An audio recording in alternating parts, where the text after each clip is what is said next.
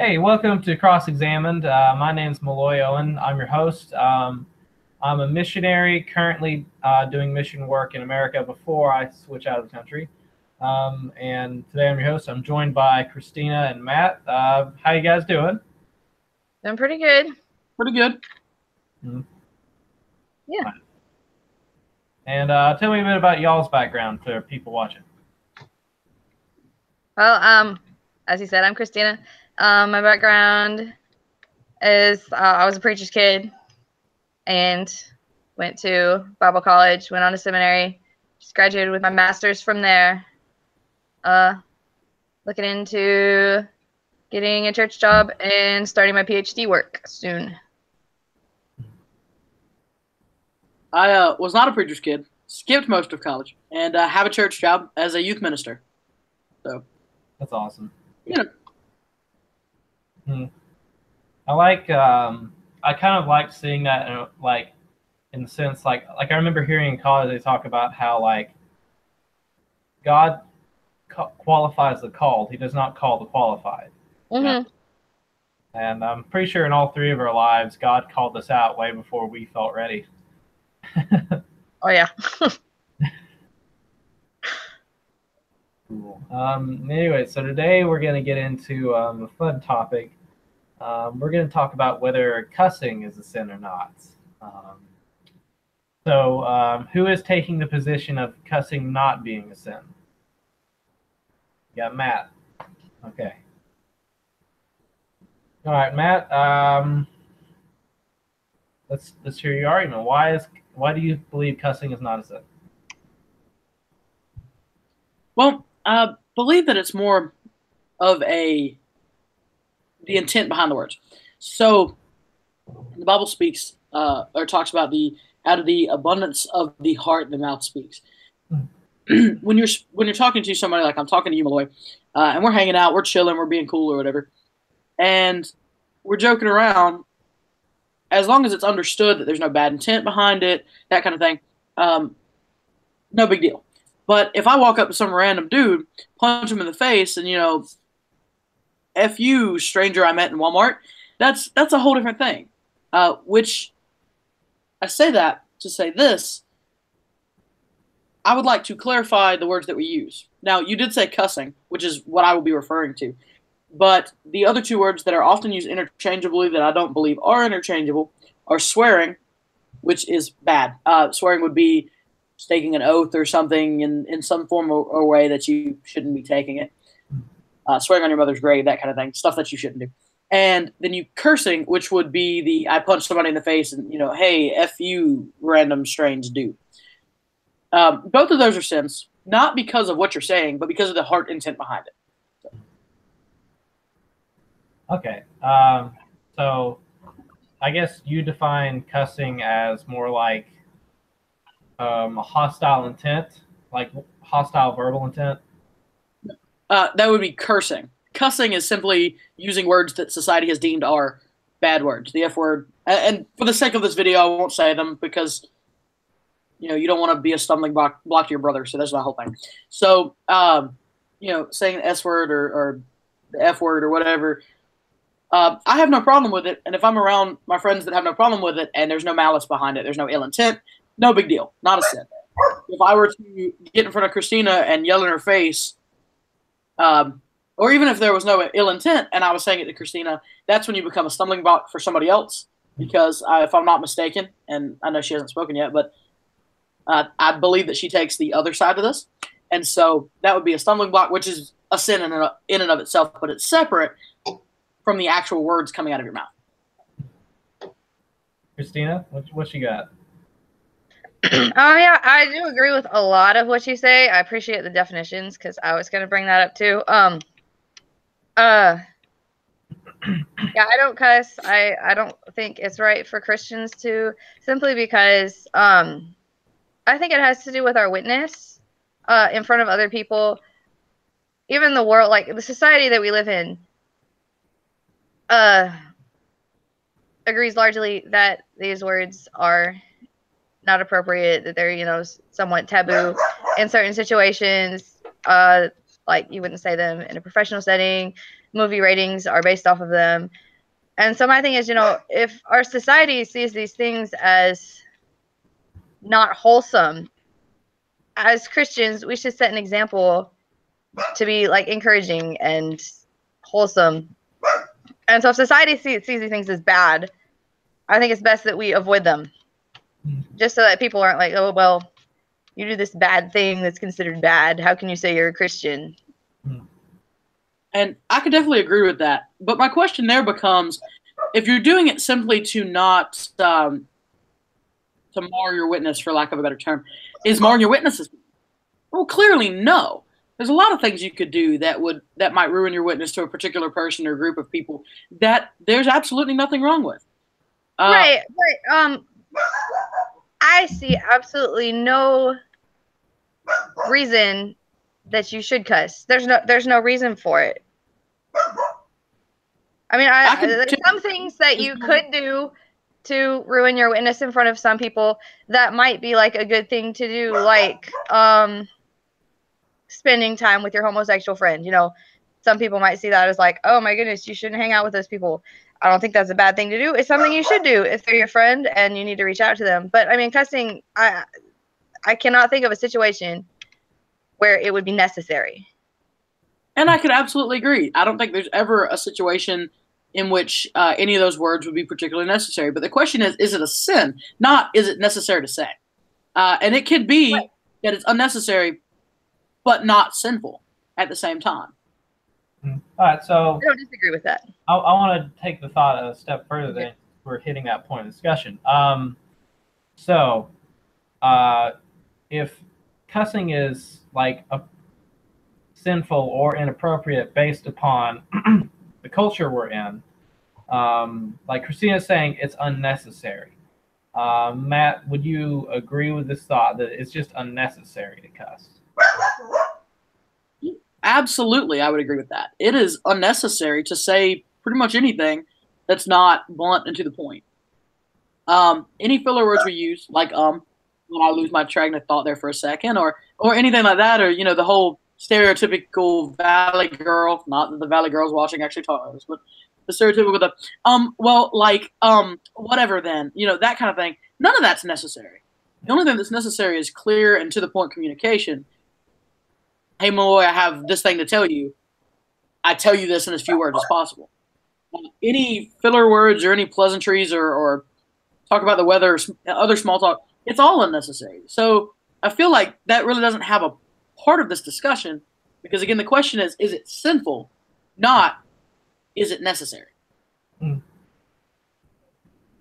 I do think a lot of the times it has to do with the words being said. I do agree that it does have to do with intent. And honestly, most cuss words that are used in anger to get attention. Those words get people's attention when other people use them because it's like, oh, they said that word. So oftentimes it is used, and the intent behind them is very, very rarely just innocent or a filler word, as you were saying. Well, I would typically disagree. Most people who say them in their standard everyday vocabulary, I'm not talking about the people who, again, go up and cuss people out, but the ones who use it in their everyday vocabulary, which is most often what you see friends, typically, stereotypically, that is, teenagers, talking to each other and be like, yeah, man, that party was so bleeping dope or whatever. Like, they're not saying it with any malicious intent. And so, again, the point of whether it's necessary or not really doesn't have any place in this discussion. At the same time, I want to take it there because this is a cultural topic too. Because obviously, what we define as a cuss word is not what, say, like Paul would have defined as cuss word. Right. It's a very different language. Well, I'm curious for both opinions on. We're saying cussing is more of a cultural thing, but one side says it's okay to do it, maybe. One other side is saying that it shouldn't be practiced at all. Now, do you think that even if it's not a necessary sin, is it appropriate for Christians to cuss in our life? Like is it, not saying that things don't slip out, but is it an appropriate conscious practice?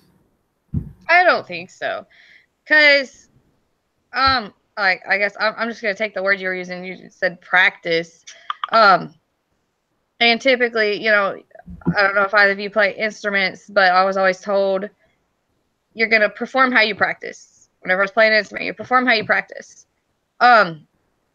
And so if you practice, you know, cussing, like even around people who it doesn't bother, it's gonna be so much easier for something like that to slip out in a context where it's inappropriate, where you might cause another Christian to sin. Mm-hmm. So I think it would logically be best to just avoid it altogether. Then you don't even have to worry about maybe possibly saying it in a wrong situation. Well, the question, state that question for me one more time, Malloy. Is it appropriate, right? Yeah, is it appropriate for Christians to be practicing that, to be cussing? I'm not sure that it's inappropriate, but I wouldn't say it's appropriate either. I think it falls in gray area is not the phrase I want to use, but it's the only one that comes to mind. Yeah. In that kind of in-between ground where there might be times that you don't want to use it simply because of the image it puts off, but there may be times that you don't care whether you use it or not, that it wouldn't be inappropriate, but it's not necessarily going to be a go-to anyway. But the idea here would simply be, at least as far as I'm concerned, that, like you said, cuss word. You know, one of our worst cuss words is the F word. If you could somehow Doctor Who yourself back to Bible times and tell Paul to, say that word to Paul, he'd go, I have no idea what that means. It doesn't mean anything. It's effectively useless for us. Mm-hmm. So the fact of the matter is we're following society's idea of this is appropriate, this isn't, which we're called not to, specifically not to, that we're not to conform to the world, not to conform to their ideals, but to higher ideals, to Jesus' ideals. No, that's not a quote. That's just the way I phrased it. So as you go through and you're looking at these different words, you have to think none of these are anything besides a social agreement, maybe the best way to phrase it, that we don't want people to say these because we think they're unprofessional. Well, 50 years ago, there's words that were never said because they didn't exist yet. 100 years ago, most of our cuss words didn't exist, at least not in the forms that we use them now. And if you go back far enough, none of them existed because the language didn't exist. So why do we need to even bother about, well, don't say this word, when it's a word that was given a connotation by a society we're called not to follow and emulate anyway? Well, I mean, all words, like, you could use argument for literally any word in the English language. It didn't exist in Paul's time. A lot of them didn't exist 100 years ago. Like, I don't know, the word emoji. We've given that word meaning. That's how language works. We have to function within how society says language works. Otherwise, no one would be able to understand anybody. That's and a lot of the cuss words, I'm not going to say all of them because I'm sure there are some that don't, but a lot of the cuss words do have, besides the fact that they're simply taboo, have meanings that I don't feel should be used in regular conversation. Like you were using the F word. That word has a meaning, and it's not appropriate for Christians to use that word flippantly, I guess. I would also say the same. Like, damn and hell. Those are words that have spiritual connotations. I think those two especially bother me because, those have very real meanings, especially if you do believe in a literal hell. You shouldn't just throw that word around like it's nothing, because it is something. Not as bad as using the Lord's name in vain, but sort of along the same lines. Yeah.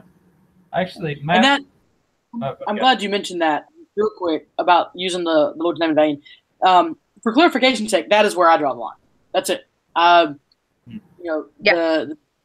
ED, whatever. Nope, I'm done. Right there is where I draw the line at. Not because I think cussing is a sin, but because I believe that falls under taking the Lord's name in vain, which is Right. Yeah. I think that's a completely different discussion. That's never okay. I agree with that. Yeah. Just for clarification. I'm sorry. Go ahead, Malloy. Matt actually brought up a good point, and we didn't actually prepare for this diversion, but I'd love to touch on it lightly.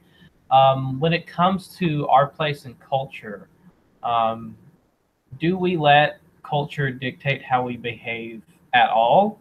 And if so, like, where do we draw the line of that? Because, like, he's saying that we shouldn't let culture dictate the way we function as Christians, or at least that's what I thought you were saying in relation to that. That is absolutely. I think to a certain extent, yes, we should, because we live in culture. We can't function outside of culture. We don't live in this nice little Christian box. There's no Christian vacuum that we live in. We live in culture. Paul lived in culture. He was a tent maker. He interacted with the poets. He interacted with the philosophers, and he pulled from all that stuff to use in his witness. And I'm sure Paul didn't go around purposefully breaking social norms just to irritate people. Like, I think it was the cynics that did that. Yeah, but yeah, no, I think we do need to respect social norms, not to the like, if anything in society conflicted with Christianity, obviously we would have to go with whatever the Bible says. Like right now, I know culture is moving more towards like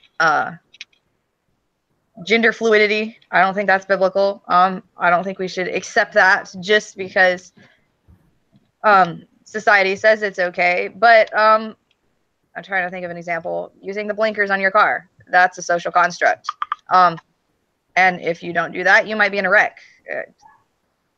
Something you have to do. You can't ignore those just because we're Christian and we aren't to conform per se. Yeah. So here's like right, a scenario I got that I mean, I already kind of know how you guys would answer, but kind of just to help.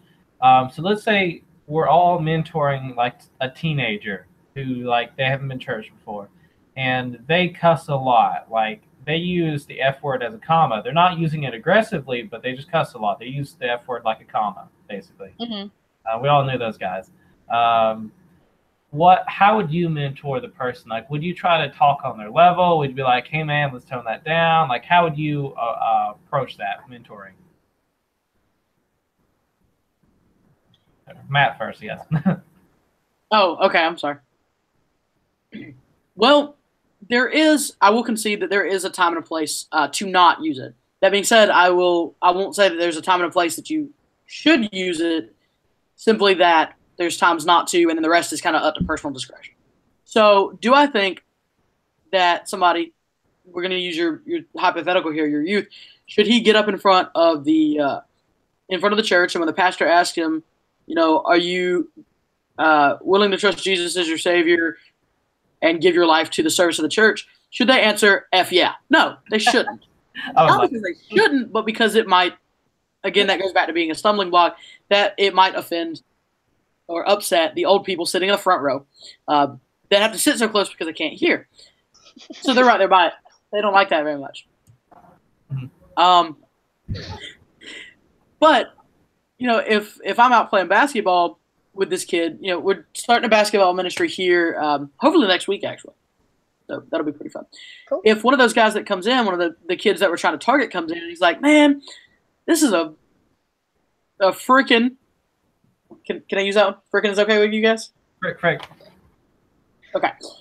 This is a freaking great place, or something like that. Obviously, you don't want to use maliciously. That would be a different conversation. Like, yeah, you know what? It is. Just do me a favor.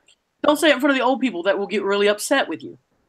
Or don't say it in front of little kids whose parents will get really upset with you. The idea is there's supposed to be no ill intent, or there should be no ill intent. And so if they're talking to me, that's one thing, but they do have to remember that there are people who believe differently, like Christina. I do cuss, full disclosure, fairly often. But when Christina and I talk, or we play D&D or whatever together, I don't. Not because I don't think I should be able to, but because she doesn't like it, and I don't want to cause any animosity between two believers. That's definitely a bad thing. So long story, a little bit shorter, maybe. Should you tell the kid to tone it down? Yes, but you should qualify that by saying, hey, tone it down when there's people that would get upset. Otherwise, I'm cool with it, whatever. Yeah, no, a funny side story before Christina responds. Back at my first church, we had this big revival going on for like a year, like over 200 people saved in a year. And one of them was this guy who'd been on drugs for years. He was completely unchurched, and he shows up there and like he gets to speak on stage about giving his life to Jesus, and he's crying and he's like, really joyful because he literally just did it. And he's like, this is so effing amazing. Like, God is so effing great. Just thank you, Jesus. I love you so effing much. And like, no one was upset. We were all laughing because we knew he didn't know how to speak in a church. But that's just an example of like a funny way that played out. Right. Yeah, like situations like that, first of all, you can't expect Christians to act like, or you can't expect non-Christians to act like Christians. Mm. You can't expect new believers to act like old believers either. What? And you can't expect new believers, like the guy Malloy was talking about, to act like long-time believers either. Yeah, that's where I was going with that. Like, some people do change overnight. You might have someone who went from cussing every other word, go to no cussing at all the next day. Once they get saved, depending on how the Holy Spirit works in them. And then you might have someone who, doesn't talk any differently. Because I do think God convicts different people different ways depending on their circumstances. So obviously, since I do believe that cussing is a sin, yeah, I'm going to, if I'm mentoring this person, I am going to bring it up. I'm going to tell them to tone it down, explain why. Like, I don't think you should just be like, oh, well, you shouldn't do that because you're a Christian now. No, I'm going to show them, explain why they shouldn't be doing that. But I also don't think it's right to be like a Nazi about it. If they let a word slip every now and then, I mean, we're all sinners. I slip up, you slip up, everybody slips up. So it's not like, oh my gosh, I can't believe you said that again. You're saved. You're not supposed to do any of that now. Like if they slip up in normal conversation, it's like, okay. And if it happens frequently, I might bring it up. But if it doesn't, it's okay. Right. And obviously working towards, obviously I'm going to be pushing for more no cussing. But if that has to be gradual, that's not necessarily a salvation altering issue. Yeah.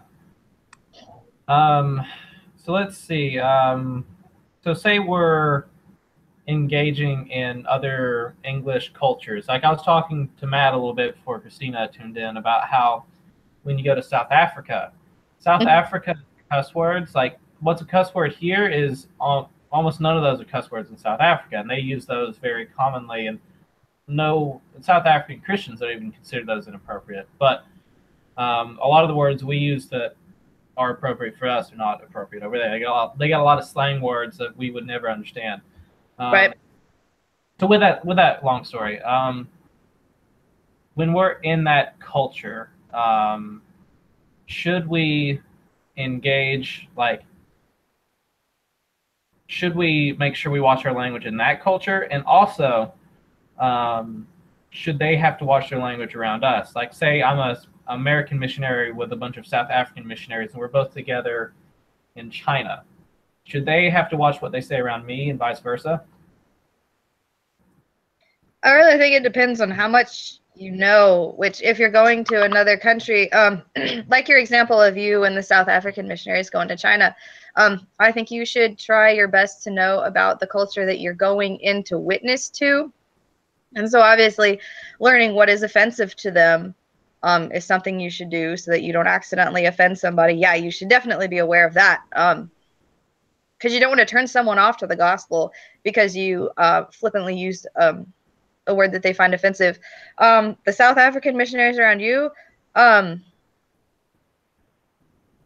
would say, it's not necessarily their job to study your culture and know what's offensive to you and what's not. If you bring it up, like, hey, could you not say that word around me? I think it'd be respectful of them to then not use that word, but I don't think it's necessarily their responsibility to know if you're not from the culture that they're going to witness to.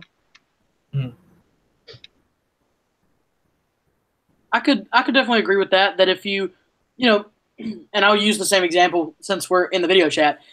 You know, I said when we were first playing D&D together, I don't remember if it was me or if it was somebody else, but one of us said a cuss word, and Christina was like, "Hey, can we not do that?" So we stopped because that's polite and that's what we should have done. Yeah.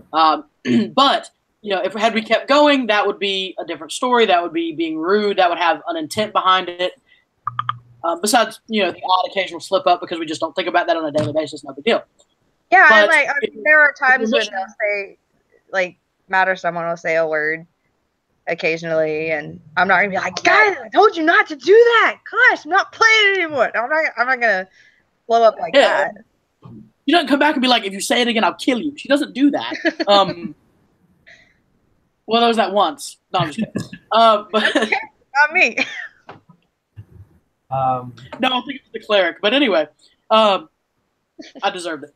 It's cool. I said something stupid in game. It was legitimately stupid, though, not a cuss word. So yeah. I deserve that one. Anyway, but I would agree. If you are, you know, if I'm a South African missionary and Malloy is an American missionary, and he comes over there and says something that would be highly offensive to me, and I don't say anything about it, that's on me, not on him. Now, if I'm like, "Hey, please don't say that. This is why," and the reason I say it that way is I think that they should definitely explain why. Because if you're just like, "Hey, don't say that," you're gonna be like, I can kind of say what I want. There's no hurtful. You have to understand why so that you can understand, oh, as far as they're concerned, that's an inappropriate phrase. I didn't know that. Instead of for that one person, you know, being like, "Hey, I'm just going to tell you not to say it." Well, that doesn't make any sense. So I'm just going to keep doing whatever.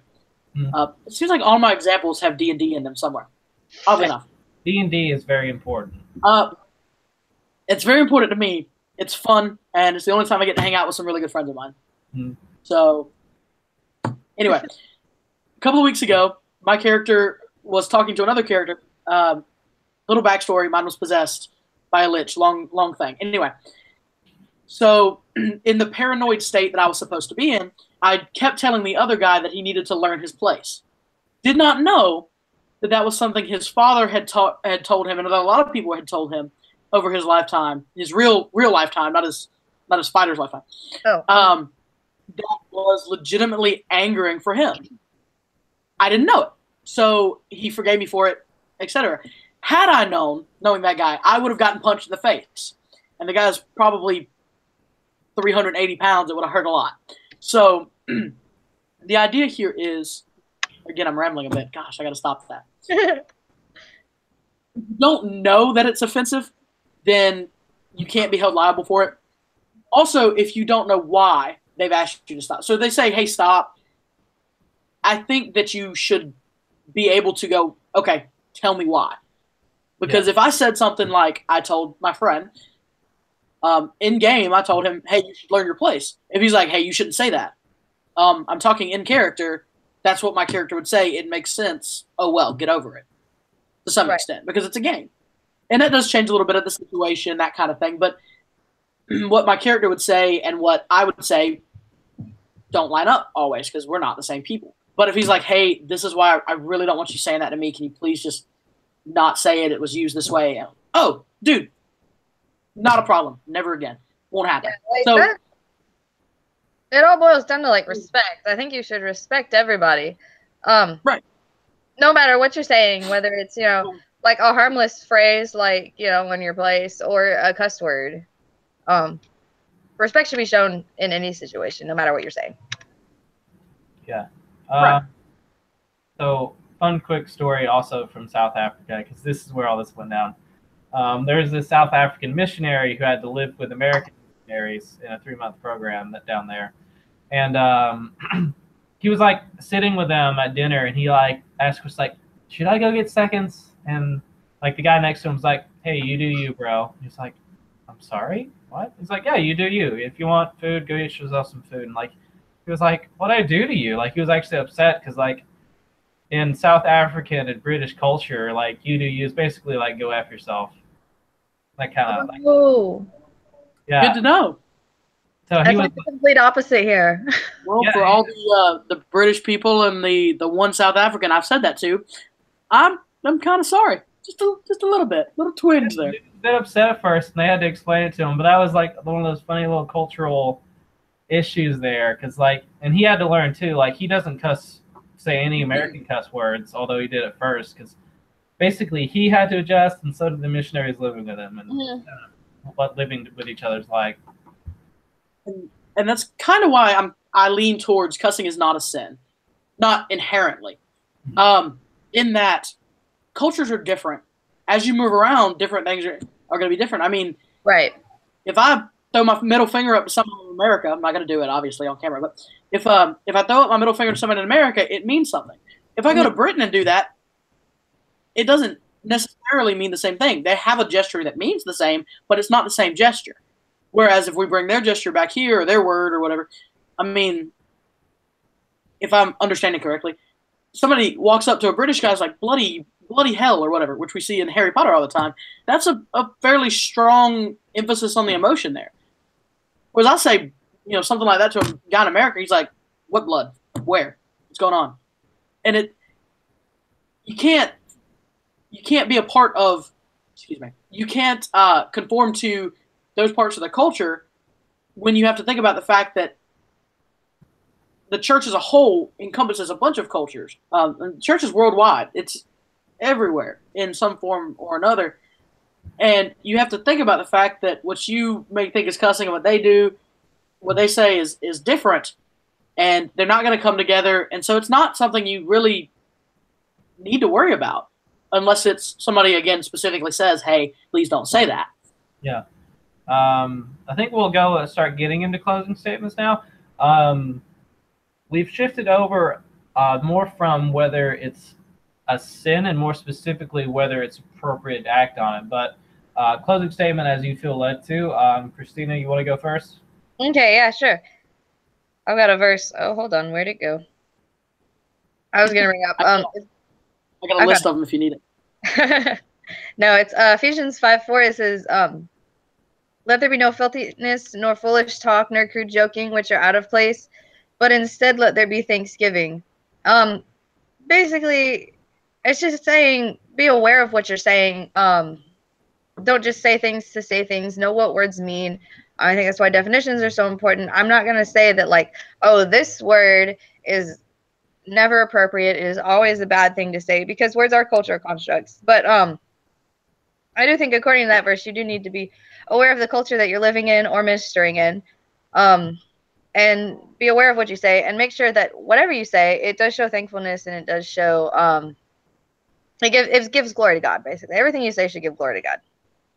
And if anything doesn't do that, then it should be avoid being said in any culture. Matt? Cool. I would have to agree if something is not, well, sort of agree. If something is actively not a good word for not glorifying. Disglorifying, unglorifying, whatever. If it's Glorifying sounds good to me. Anti-glorification to God, then it's bad. But from what I see and the way that the verse is structured, and don't pull the Greek on me because I don't speak it. Unwholesome talk is where I see you start getting into cursing versus cussing, and which is why we gave the definitions at the beginning. But as a closing statement, I do want to say, I want to read from Romans, oddly enough, chapter 14. This is kind of my final viewpoint on it, and why I have no problem with people who say that it's a sin. So this is actually talking about eating, but we use it in a lot of things. Accept anyone who is weak in faith, but don't argue about doubtful issues. One person believes he may eat anything, or in our case, say anything. But one who is weak says only vegetables, or only uses certain words. One who eats must not look down on one who does not eat, and one who does not eat must not criticize one who does. because God has accepted him. Who are you to criticize another household slave? Before his own Lord he stands or falls, and he will stand, for the Lord is able to make him stand. So I think that cussing, using those words, again, without malicious intent, falls very much under the whole Christian liberty thing, that if Christina believes that it's a sin, then for her it is. I mean, she shouldn't say it. But I don't see, I don't have a conviction about it, so I don't see it as a problem. All right. And I guess to close, also from my perspective, mine's more experiential. My personal growth in both the Bible Belt and also the mission field, usually the main complaint I see against Christians is fakeness. That, you're one person to one thing and one person to another. I think my first church, I learned a lot there. One thing my pastor always said is, like, are you a different person around me than you are the rest of the world? Because if so, you're not being real. So to me, it's really important to, like, when I'm addressing people, that I can just be who I am to them and them not feel like I'm putting on a face. And that's usually has made my ministry really successful. They're like, because they'll be like, you're just so natural, you're just so you.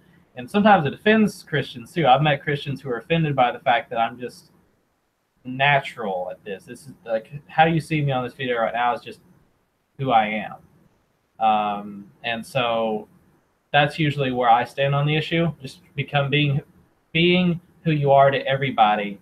And if who you are is offending people, then maybe you should be looking at that. Anyways, that's just where I am. Hope everyone who watched it got something out of it, kind of figured out where you were on it. Either way, everyone have a great night. Thank you for tuning in. Bye. See you next time. Bye.